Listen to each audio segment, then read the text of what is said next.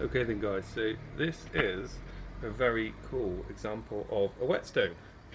So you're thinking, what's a whetstone? Well, this is a type of stone that people use to sharpen tools. And if you see, look, let's come out a little bit, get my focus, see look. So a little bit there, but right in the middle. It's crazy, the effervescence coming out of there is kind of cool, isn't it really? Let's just keep my phone steady. So I'm just submerging it for 5 minutes to get rid of the air bubbles, and then we'll be ready to sharpen my knife. If you've never seen it before, that is a whetstone, and that's how you prepare to sharpen your knives.